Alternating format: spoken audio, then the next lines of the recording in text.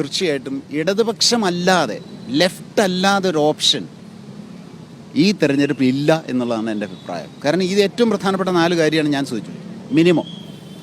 അതിൽ തീർച്ചയായിട്ടും ജനങ്ങളുടെ വിശ്വാസം ഇടതുപക്ഷത്തിലാണ്. വളരെ ആത്മവിശ്വാസത്തോടു കൂടിയാണ് ഇന്നലെ തന്നെ പ്രചരണം ആരംഭിച്ചിട്ടുള്ളത്.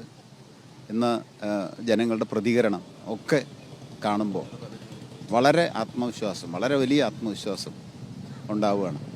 തീർച്ചയായിട്ടും ഇടതുപക്ഷ ജനാധിപത്യ മുന്നണിക്ക് നല്ല ഭൂരിപക്ഷത്തോട് വിജയിക്കാനുള്ള എല്ലാ സാഹചര്യങ്ങളുമുണ്ട്. രാഷ്ട്രീയ അന്തരീക്ഷമുണ്ട്, മറ്റെല്ലാ അന്തരീക്ഷങ്ങളുമുണ്ട്. അതുകൊണ്ട് വളരെ ആത്മവിശ്വാസമാണ് ഈ 2 ദിവസങ്ങളായിട്ട് ഈ പ്രചരണത്തിനിടയിലുള്ളത്. മണ്ഡലത്തിൻ്റെ വികസനം നമ്മളെപ്പോഴും വികേന്ദ്രീകൃതമായിട്ടുള്ള പ്രസ്ഥാനത്തിൽ ഏറ്റവും അധികം വിശ്വസിക്കുന്നതാണ് കേരളം. പഞ്ചായത്ത് മുതൽ അതിൻ്റെ വികസന സങ്കല്പങ്ങൾ വളർന്നു വന്നു. അപ്പോൾ പഞ്ചായത്തിൽ നിന്നും വളർന്നു വരുന്ന വികസന പ്രവർത്തനങ്ങൾ മണ്ഡലം തലത്തിലെത്തി മണ്ഡലങ്ങളുടെ വികസന പ്രവർത്തനങ്ങൾ കോർഡിനേറ്റ് ചെയ്യുക എന്നുള്ളതാണ് ഒരു ലോക്സഭ MP എന്ന രീതിയിൽ ചെയ്യേണ്ട ഏറ്റവും പ്രധാനപ്പെട്ട കാര്യം. ആ രീതിയിലായിരിക്കും നമ്മൾ ചെയ്യുന്നത്. വിദ്യാഭ്യാസം രംഗത്ത് ഏറ്റവും സാധ്യതയുള്ള ഒരു മണ്ഡലമാണ്. ഇപ്പോൾ കാലടി സർവകലാശാലയുണ്ട്.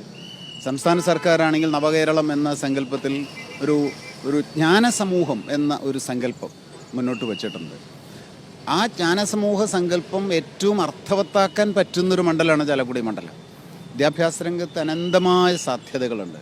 ഇപ്പോൾ ജനകീയ ആസൂത്രണം, അതിനെ തുടർന്ന് പൊതുവിദ്യാഭ്യാസ സംരക്ഷണ യജ്ഞമൊക്കെ നടത്തിയതിൻ്റെ ജനകീയ സാധ്യത പൂർണ്ണമായിട്ടും പ്രയോജനപ്പെടുത്തുക എന്നുള്ളതൊരു പ്രധാനപ്പെട്ട ലക്ഷ്യമാണ്. അങ്ങനെ ആധുനിക വിദ്യാഭ്യാസത്തിൻ്റെ ഏറ്റവും പ്രധാനപ്പെട്ട കേന്ദ്രമായിട്ട് ഈ മണ്ഡലത്തെ മാറ്റാൻ പറ്റും. അതിൻ്റെ ഭൗതിക പശ്ചാത്തലമുണ്ട്, സാംസ്കാരിക പശ്ചാത്തലമുണ്ട് ഒക്കെ. നേരത്തെ പറഞ്ഞ പോലെയാണ് ഇടതുപക്ഷത്തെ പിന്തുണച്ച ചരിത്രം ഉണ്ട്. അതിൻ്റെ അർത്ഥം ഈ ചാലക്കുടിയുടെ മനസ്സ് ഇടതുപക്ഷത്തെയും ധാരാളം ആശ്ലേഷിച്ചിട്ടുള്ള മണ്ണാണ്. ഇന്നത്തെ ഒരു സാഹചര്യത്തിൽ അഖിലേന്ത്യാ തലത്തിൽ ഇടതുപക്ഷത്തിൻ്റെ പ്രസക്തി വർദ്ധിച്ചു വരികയാണ്. പിന്നെ മതനിരപേക്ഷത വലിയ ത്രെട്ടിലാണ്, വലിയൊരു ഭീഷണിയിലാണ്. അതുപോലെ തന്നെ ഫെഡറൽ ഇന്ത്യയുടെ തനതായ സംസ്കാരങ്ങളാണ്, അനന്യമായ സംസ്കാരങ്ങളാണ്, അത് രണ്ടും ഭീഷണിയിലാണ്. അതുപോലെ തന്നെ ഭരണഘടന തന്നെ മാറ്റപ്പെടുമോ എന്നുള്ള വലിയ ഭീഷണി നിലനിൽക്കുകയാണ്. ഇതൊന്നും കൂടാതെ ഒരിക്കലും ന്യായീകരിക്കാൻ പറ്റാത്ത വിധം കേരളത്തെ കേന്ദ്ര സർക്കാർ വല്ലാതെ ഞെരുക്കുകയാണ്, ഒരാവശ്യവും ഇല്ലാത്ത രീതിയിൽ ബോധപൂർവം.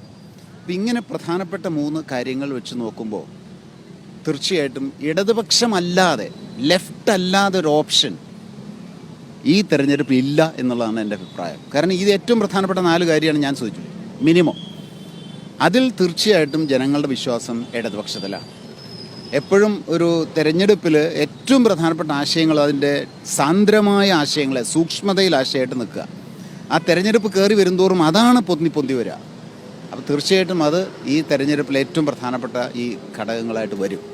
അതിൽ ജനങ്ങൾക്ക് ഓപ്ഷൻ ഉള്ളത് ലെഫ്റ്റ് മാത്രമാണ്. ചരിത്രം തെളിയിക്കുന്നത് ഇതെല്ലാം അവരുടെ ആഗ്രഹമനുസരിച്ച് നിലനിർത്താൻ ലെഫ്റ്റിനെ കഴിയൂ എന്നുള്ളതാണ്.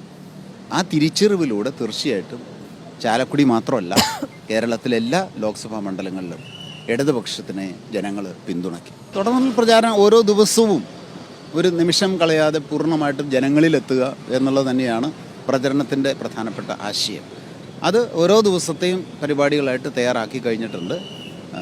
ഇടതുപക്ഷ ജനാധിപത്യ മുന്നണി പ്രചരണത്തിൽ മാത്രമല്ല, ആശയപ്രചരണത്തിലും അതിനു മുമ്പ് ഈ തെരഞ്ഞെടുപ്പിന് വേണ്ടി ആശയമൊരുക്കുന്ന, അവസരമൊരുക്കുന്ന, അതുപോലെ സാധ്യതകൾ ഒരുക്കുന്നതിലും വളരെ മുന്നിലാണ്.